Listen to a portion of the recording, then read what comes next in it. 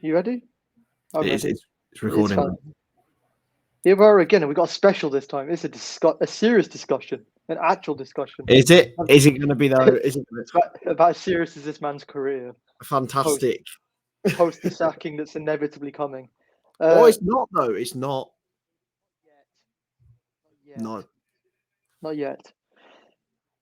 If you hadn't guessed already, it's on everybody's agenda, isn't it? Ole Gunnar Solskjaer. Should he stay? Should he go?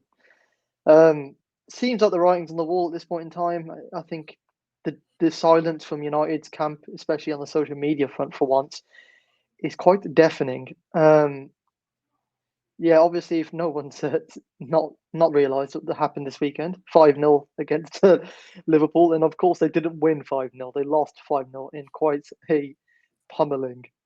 As a result, he's under a tad bit of pressure, just a bit. What did you make as the Liverpudlian amongst us?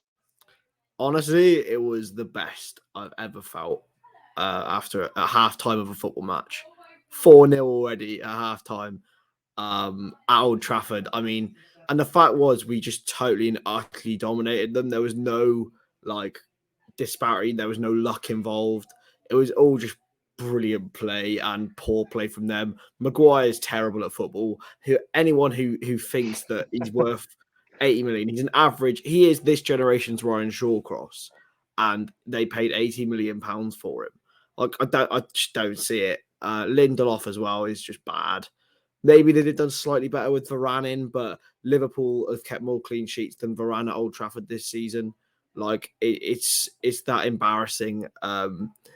5-0. Ollie's at the wheel, mate. Yeah, it was quite bad. I literally tuned in just as Salah got his first goal.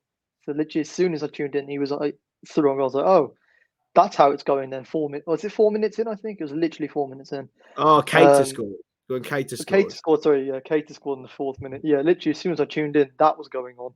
I was like, oh, I can see how this is going to go if it's that early. I thought they'd at least kind of just hold it tight for a little bit, but no, it was just straight out the gate. There was no mercy.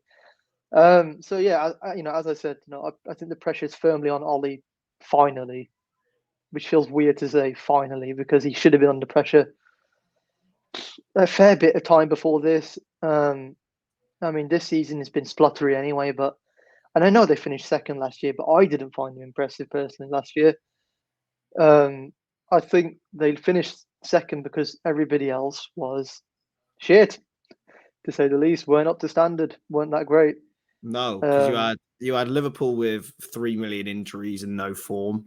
Chelsea had Frank Lampard in charge for the first half of the season, and that's a handicap in itself.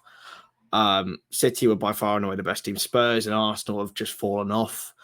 they Um, were a joke last year. so So yeah, if you couldn't finish second in that climate, what are you doing? Um, absolutely. but let's stick to the format that we've got: the green, amber, and red. We'll start with the green. We'll start with the good side of Ollie. We may as Um, well. there's been some good moments in there. That PSG result, 9-0 against Southampton. Sorry, Southampton fans, we're mentioning it again. But at the end of the day, yeah, there's been some moments where he's put up some good performances. That 3-2 against Man City at the Etihad. There's been some moments of good times, but I feel it's still been quite largely average. But I think he did certainly put them in a better spot than he found them in terms of the general vibe, at least. Yeah, Anyway, I don't know because by points, 17 games into Jose Mourinho's season, they were sixth place. this is true. And again into this season, they're in seventh and looking worse than they did then. But so what the squad in itself is far better. Like it's got so many talented individuals in it, and everyone realizes from all walks of life, from the La Liga to Premier League, that Manchester United would be better off without Ole Gunnar Solskjaer. But everyone wants Ole Gunnar Solskjaer to succeed if you're in a Man United camp, because he is a club legend, and that's his biggest fault. It's the same with Frank Lampard at Chelsea. He took the job too early. Ole Gunnar Solskjaer, I'm getting knocks on my door now, but Ole Gunnar Solskjaer wouldn't have had to take that job if he wouldn't have needed to. So, he was given in to be a feel-good manager. It's like Dalglish at Liverpool second time around. It's to bring the morale back. And that's what he did, to be fair. To be fair to him, right? That PSG result, unbelievable. Best result in Manchester United's recent European history. You've got, lots of wins over Man City. They had Man City's number. The 2-0. Never done anything against Liverpool, to be fair, apart from an FA Cup win. That's hard, though. Like apart from an FA Cup win last season, but even Jose, beat Liverpool. This is now the turning point. They've come out and said they'll have the Tottenham game. Dr. Tottenham may come and save them, because we do love to banter Tottenham on this. We do. But I think it might be a blessing in disguise if they lose that game and Ole Gunnar Solskjaer leaves. Yeah, that's the question, isn't it? Will they lose that game? And it should Tottenham be the sort of barometer for, can we carry this project on? I just don't think it is, because Tottenham themselves aren't great right now. You could argue the same situation for Nuno at the moment as well. If he loses that game, there's probably going to be questions asked of him as well, just as much. But yeah, as you said, there's been good moments under Ole, and he has kind of improved the vibe under the toxic situation that they had with Jose, and that's probably the biggest green, I guess, we could pull from that. Yeah, shifting onto the Amber side of it. And the fact is, he has bought some fantastic players to absolutely United. Like going through them, from top to bottom. He tried to sort them out with Wan-Bissaka. I think he's tremendously overrated. But anyway, Maguire again tremendously overrated, but he's better than what they had. Mourinho bought Fred. But going forward, I mean, he's got the best out of Mason Greenwood. He's got the best out of Marcus Rashford. He's got the best. Well, the best is yet to come of Jadon Sancho, because I still think he's a remarkable sign, and I think he'll be brilliant for them. But he's had a shocker of a start, because obviously he can't get in. But then on the other side of things, which we will get into more, is the other bits of recruitment that they haven't done. And the ones that they have that have been just questionable. And I think, however much you love him and however much he is a world-class footballer, Cristiano Ronaldo is one of the worst bits of recruitment he's done so far. Yeah, this kind of brings on to the point I was going to mention in Amber. Is the problem with Ole, I feel, is he's essentially just a glorified yes man. And you could tell that from the quote when he mentioned about leaving Sir Alex Ferguson's parking space in the car park empty. He doesn't park there because that's Sir Alex's spot. No, mate, it's your spot. You're the coach, not Fergie. He's retired. He's gone. Stop living in the past at this point in time. That's where you're falling down. And it's why they're still falling down, because I do think Ferguson still has, and you can argue this point, but I think his control over the current climate of United is becoming a negative one. They need to move forward. They need to just forget about it at this point. Not forget about it, that's probably the wrong term. They need to evolve. It's like what Liverpool kind of did for the longest time. Yeah, well, the thing is, Liverpool had the boot room history, Shankly, Paisley, Evans, Moran, and then we moved away from that with Benitez, and firstly with Souness, and then you went back to it with Evans, but then Wheeeeel moved away from that, and then Benitez, Liverpool became a new identity. It took a long time for Liverpool to sort of reveal back into the sort of mentality we have now, which is world-class academy, bringing through players once again. And that's what Man United need. They need a complete reshuffle of what goes on. Fergie's era ruined my childhood. Alex Ferguson ruined my childhood.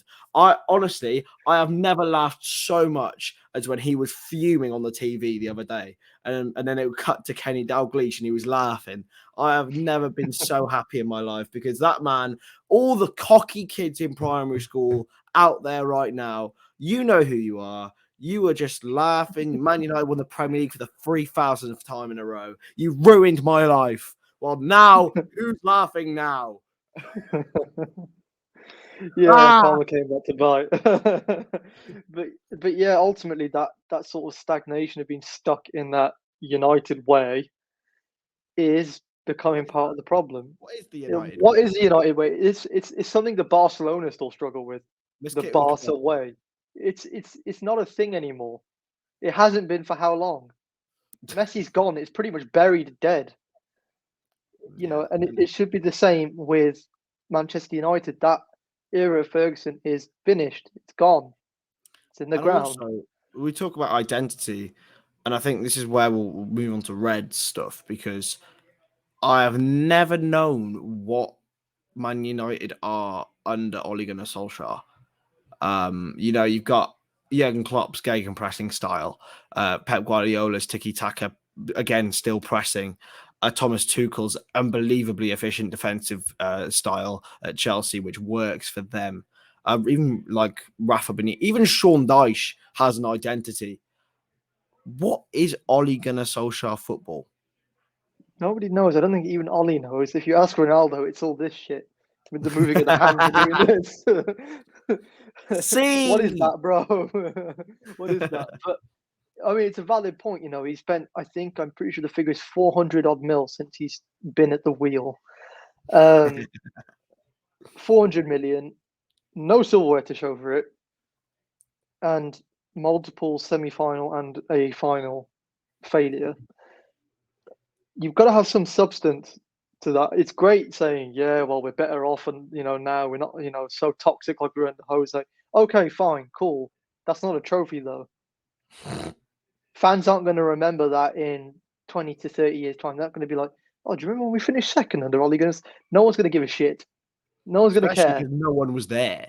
Because Like, no one was there, exactly. Because nobody was there. Or they're not going to turn around and be like, "Do you remember that time we lost to Villarreal in the final? Yeah, oh, we that got was to a so. final. You got to a final. Cool. You didn't fucking win it." Yeah, it's Manchester United at the end of the day. Biggest club in the world, arguably, or one of. And yeah, they shouldn't be in the Europa League in the first place, to be honest. But No, they should not have been in the Europa League. I mean, last season when they exited the Champions League in that group at the hands of Demba Ba. I know what it's like to be dealt the worst hand by Demba Ba. Don't go there, Yeah, man. so you know the darkness I'm referring to right now. Don't go It's there. bad. And Demba Demba Ba was Ba. kind of in his prime when he did it to you. He's not in his prime anymore, bro. He's 37. I He's think he's retired now. retired. He's retired. He's He's done. finished. He was a part-time footballer last year, bro. He is literally finished. Like that, it's not even like a slur at him. He is finished. He's He's retired. finished. He's not even active anymore. And then there was that result to Leipzig as well, where they just shat the bed. And you can't say to me, yeah, but this and that about the squad. That squad was still good enough to be at least making a round of 16, a quarter final of the Champions League, especially last year when it was so topsy turvy anyway. Yeah, and what really confuses me is you have two players in the midfield, and this is Ole Gunnar Solskjaer's doing. I'm sorry. How Scott McTominay and Fred play football in 2021 for Manchester United, I do not understand. I feel sorry for them. McTominay has only completed 11 more passes at Old Trafford than Jordan Henderson. That is what? I'm Yeah, sorry. it's balmy, isn't it? I guess he's the whole again, it refers back to that same thing, the United way. Because he's a United Academy boy, it doesn't equate to anything. Unfortunately, if he's not good enough, he's not good enough. I don't care what academy he comes from. He's not very good at football. But it's like you go back to the identity thing. Fred was literally marking three people by himself at points in that game. How are you as a coach? And this is the other thing I don't understand about. And I've been reading about it, all these kind of setup. He doesn't take control of the training sessions at all. He's not in control. That's very He Steve doesn't. Bruce-esque. Yeah, it doesn't do that. He doesn't coach pressing at all. Period. It doesn't happen in training. Then on the touchline, apparently they alternate who's on the touchline. This is what happens right now. They alternate who's basically on the touchline barking orders. What's that kind of setup? That's not even Sunday League has that kind of setup. No, man. But what are they going to do to replace him? Who would be your choice if you There's could only have... one sensible choice at the moment, isn't there? Because we all know Zidane's not coming in. That's never going to happen because he doesn't speak English for a start, and has always said he's not interested in the Premier League. There's only one other job that man's going to go for. We all know that's the French national team. It's literally written. It's perfectly there. Not Juventus, maybe? No, I don't think so. And then other than that, who else is there? People saying, yeah, Pochettino might come in and sack. I don't think so. It's literally there's only one man. It's Antonio Conte because he's the only guy that's available. But then But does it is work? that healthy? Is that not kind of Jose version 2? It's Jose, but slightly better. Like, Yeah. it's such a confusing one. I don't know whether they wait for Eric Ten Hag at the end of the season. No, that would be the sensible choice in my eyes. If But you then want, even because they want a project, don't they? They want to build this youthful project with this youthful side, led by the likes of Greenwood and Rashford and those kind of guys. Okay, cool, you can do that, but you can't appoint not Jose Mourinho, Antonio Conte, who's a 2-year manager. He has for I think his last 3 jobs or 4 jobs been a 2-year manager. Lasted 2 years at Inter, 2 years at Chelsea. I think how many years was it at Juve? Was it 2 years there as well? And then Italy as well was only a little bit as well, Oh wasn't it? yeah, I completely forgot about that. So, I mean, don't get me wrong, he's very good at getting quick results, especially in domestic situations. He's great at that. don't forget But he that. also demands a lot in the way of recruitment. And is he going to get that? And his track record with young players is poor. And Man United Very have true. is a young squad. I mean, it would surprise me if Antonio Conte rang up Olivier Giroud and said, "Wagwan, bro, come over, come back to me," and got him at United at the expense of someone like Greenwood. He would never divert away from someone like Cavani, who is actually works as harder than I ever thought he did. But I'll tell you what, if Conte comes in, it's the end of Ronaldo at United. I'll tell you that now. It's done. It'd be interesting to see how that works. Yeah, that'd be interesting because he's not gonna get Ronaldo pressing now, is he? And then how do you get the rest of them to press? Because McTominay and Fred are useless, as we've established. I think McTominay and Fred are the only two that might survive because they're donkeys. They'll do the donkey work. Like Potentially. Maybe Rashford as well. I think Rashford would be and Fernandez, probably the 4 that would somehow survive. But yeah, I honestly don't see Antonio Conte as the viable option. I think it would be so silly of United. Even as the 3 at the back system, realistically, how are they going to get functioning wing backs unless they're playing Dallo and Luke Shaw? How are they going to get functioning centre backs? You saw Maguire get exposed in the Euros. Yeah, with that. Bad. They got Eric Bailly, who is made of crisps. Victor Lindelof is bad at football. Varane, yeah, is good. He's experienced, but not in a 3 at the back. He's never played in that formation. One centre back does not save you. I mean, I think Aaron Wan-Bissaka could actually work in that situation because he's so defensive minded. There is that, but saying that, Cannavaro is pretty small for a centre back. That's true. That's Cannavaro. That's a completely different Cannavaro. Like saying, oh yeah. So it's saying I've got a car and that guy's got a supercar, and they're like, yeah, they've both got 4 wheels and an engine, but one's considerably faster than the other, exactly. And just better all round and more likely to turn heads. My Toyota Prius isn't likely to turn heads over a Ferrari now, is it? Not at all. You know what I mean? But yeah, I don't know. I don't see what they can do here because yes, okay, it is true. Ole does need to go, but there's nothing really in the market right now. And who's going to leave a job right now midway through the season? No one. Unless they go for someone lower. And by that I mean, like a Graham Potter. Yeah, I think he would. I don't think he'd leave Brighton to start off with. I don't think he would. I don't think Brendan Rodgers would leave Leicester.